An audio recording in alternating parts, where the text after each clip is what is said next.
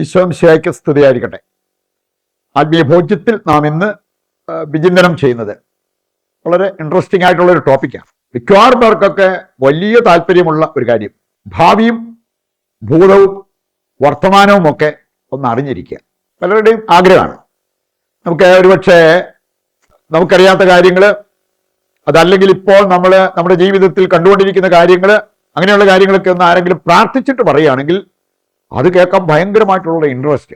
ഞാൻ കേട്ട ഒരു സഹോദരൻ പറയുന്നത്, ഞാനൊരു കൗൺസിലിങ്ങിന് പോയിട്ട് ഞാനധികം അങ്ങോട്ടൊന്നും പറയേണ്ടി വന്നില്ല, എല്ലാം ഇങ്ങോട്ട് പറഞ്ഞു. അതും ഞാൻ നിക്കറിട്ട് നടന്ന കാലം മുതലുള്ള കാര്യങ്ങളൊക്കെ ഇങ്ങോട്ട് പറഞ്ഞു.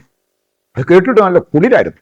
ഇനി ഇങ്ങനെയുള്ള കാര്യങ്ങളൊക്കെ കേട്ട് കുളിര് കോരിയ വ്യക്തികളെ എനിക്കറിയാം. കുറച്ച് കഴിഞ്ഞപ്പോൾ അവർ പഴയ പാപജീവിതം, ഭാവിയും ഭൂതവും വർത്തമാനവും എല്ലാം അറിഞ്ഞിട്ടും ജീവിതം മാറേണ്ടതുപോലെ മാറാതിരിക്കുന്ന വ്യക്തികൾ വേറെ ചില ഞാൻ കണ്ടിട്ടുണ്ട്. ചിലപ്പോൾ വിദേശ രാജ്യങ്ങളിലായിരിക്കാം, ഇവിടെ ഭാരതത്തിൽ തന്നെ ആയിരിക്കാം. ചിലയിടത്തൊക്കെ ധ്യാനിപ്പിക്കാൻ ടീമായിട്ട് പോകുമ്പോൾ ചിലർക്ക് അതിന്റെ മെയിൻ എന്ന് പറഞ്ഞാൽ സന്ദേശമുള്ള വ്യക്തിയെ ഒന്ന് കാണണം. ധ്യാനം കൂടണമെന്നൊന്നുമില്ല, അവരെ ഒന്ന് കണ്ടിട്ട് ഒരു 5 മിനിറ്റ് മതി, ഒരു കാര്യം ഒന്ന് ഡിസ്കസ് ചെയ്യാൻ വേണ്ടിയാ. എന്താ കാര്യം? ഈ ഒരു കാര്യം ഇതെങ്ങനെയാവും, ഇത് വേണോ വേണ്ടയോ, അവർക്കൊരു മെസ്സേജ് കിട്ടിയാൽ മതി. ദൈവത്തെ കാണണമെന്നൊന്നുമില്ല, ഒരു മെസ്സേജ്, ഒരു സന്ദേശം.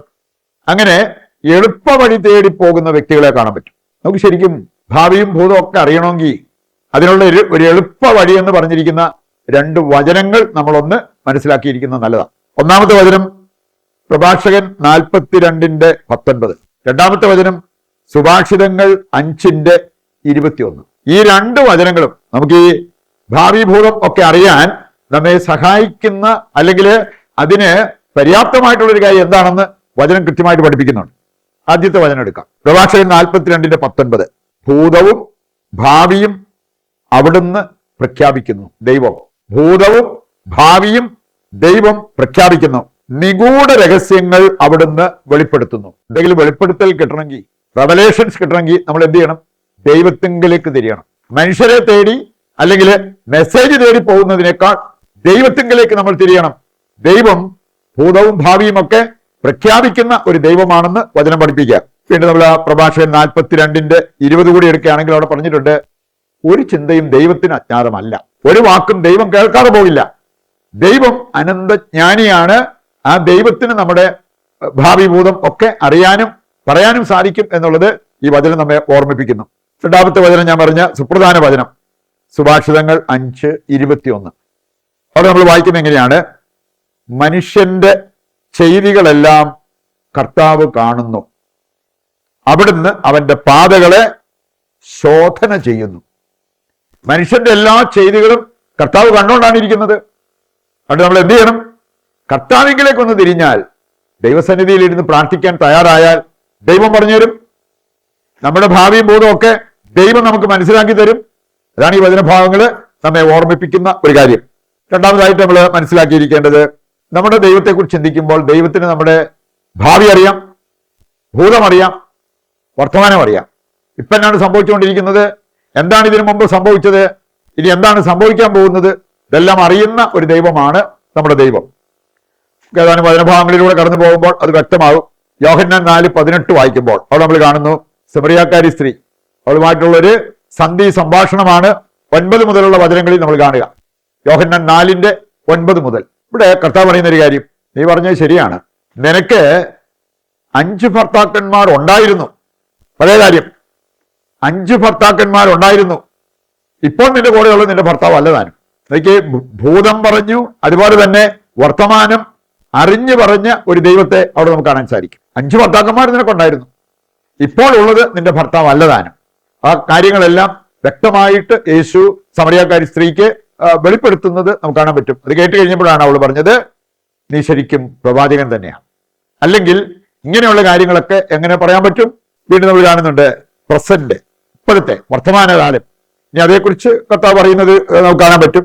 പുറപ്പാട് 3-ാം അധ്യായം 7 മുതൽ വായിച്ചു കഴിഞ്ഞാൽ ദൈവം മോശയോട് പറഞ്ഞൊരു കാര്യം, ഈജിപ്തിൽ എൻ്റെ ജനത്തിന്റെ ക്ലേശങ്ങൾ ഞാനിപ്പോൾ കാണുന്നു. ഈജിപ്തിൽ എൻ്റെ ജനം എന്നോട് നിലവിളിക്കുന്ന രോദനം ഞാൻ കേൾക്കുന്നു. അറ്റ് പ്രസന്റ്, വർത്തമാനം, അതും അറിഞ്ഞ് അതനുസരിച്ച് പ്രവർത്തിക്കുന്ന ഒരു ദൈവത്തെ കാണാൻ പറ്റും. വീണ്ടും നമ്മൾ കാണുന്നുണ്ട് ഭാവി, വരാനിരിക്കുന്ന കാര്യങ്ങൾ.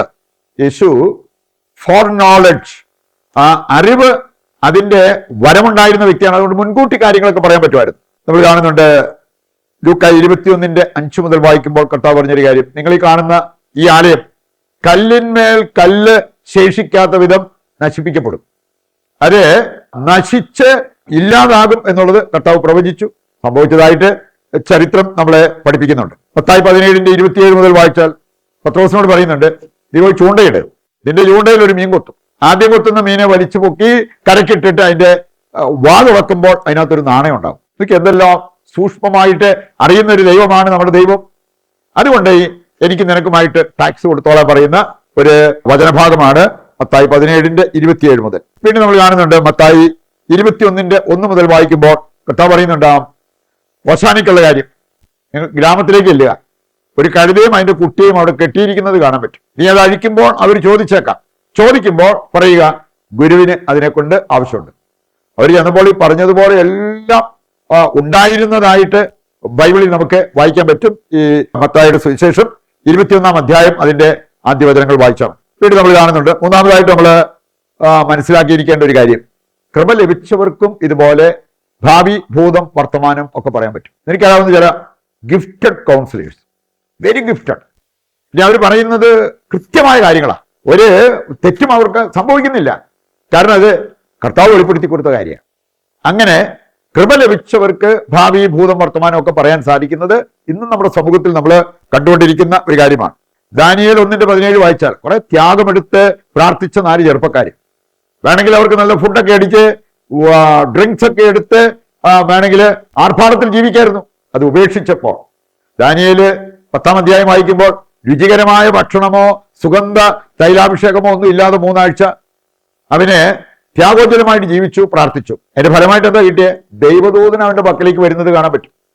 ഈ 4 ചെറുപ്പക്കാർക്ക്, ദാനിയേലും മറ്റു 3 ചെറുപ്പക്കാര് ത്യാഗമെടുത്ത് പ്രാർത്ഥിച്ചപ്പോൾ അവർക്ക് ജ്ഞാനത്തിന്റെ അഭിഷേകം, സ്വപ്നങ്ങൾ വ്യാഖ്യാനിക്കാനുള്ള കൃപ, ഇങ്ങനെ കൃപ ലഭിച്ചവർക്ക് ഈ ഒരു കാര്യം സാധ്യമാണ് എന്നുള്ളത് നമുക്ക് മനസ്സിലാക്കാൻ പറ്റും.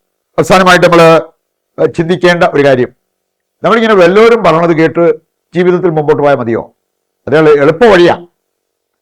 കഷ്ടപ്പെട്ട് പ്രാർത്ഥിച്ച് ത്യാഗോജ്വലമായിട്ട് പ്രാർത്ഥിച്ച് കൃപ ലഭിച്ച വ്യക്തികളുടെ അടുത്ത് എന്ന് എന്തെങ്കിലും കേട്ടു പോവുക. യെശയ്യാ 30-ാം അധ്യായം 20-21 വചനങ്ങൾ പഠിപ്പിക്കുന്നുണ്ട്, നിനക്ക് കുറച്ചുകൂടി വില കൊടുക്കാൻ പറ്റിയാൽ, ത്യാഗമെടുക്കാൻ പറ്റിയാൽ നിനക്ക് നേരിട്ട് കാണാനും കേൾക്കാനും പറ്റും. ദൈവത്തെ കാണാൻ, ദൈവത്തിന്റെ സ്വരം കേൾക്കാൻ. കഷ്ടതയുടെ അപ്പവും ക്ലേശത്തിന്റെ ജലവും നീ സ്വീകരിക്കാൻ തയ്യാറാകുമ്പോഴാണ് ആ ഒരു കാര്യം നിന്നിൽ നിറവേറുക. ആ ഒരു വളർച്ച, അതാണ് നമ്മൾ ലക്ഷ്യം വെക്കേണ്ടത്. അതിനുവേണ്ട കൃപയ്ക്കായി പ്രതിഷ്ഠാ ജപത്തിൽ പങ്കുചേർന്ന് നമുക്ക് പ്രാർത്ഥിക്കാം. ദൈവത്തിന്റെ വചനം ശ്രവിച്ച നമുക്ക് ആ വചന നിറവിൽ നമ്മുടെ എല്ലാ ആവശ്യങ്ങളെയും ഇതിൻ്റെ എല്ലാ പ്രാർത്ഥനാ നിയോഗങ്ങളെയും കർത്താവിൻ്റെ കരങ്ങളിൽ സമർപ്പിച്ച് ദിവ്യകാരുണ്യത്തിൻ്റെ ആശീർവാദം നമുക്ക് സ്വീകരിക്കാം. യേശുവേ നന്ദി, യേശുവേ സ്തുതി, ഹല്ലേലൂയ, യേശുവേ ആരാധന, യേശുവേ നന്ദി.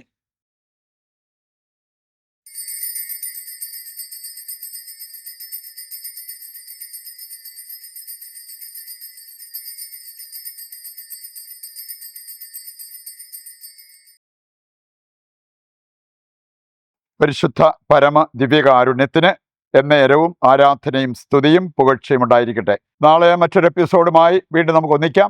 ദൈവം നിങ്ങളെ സമർത്ഥമായി അനുഗ്രഹിക്കട്ടെ.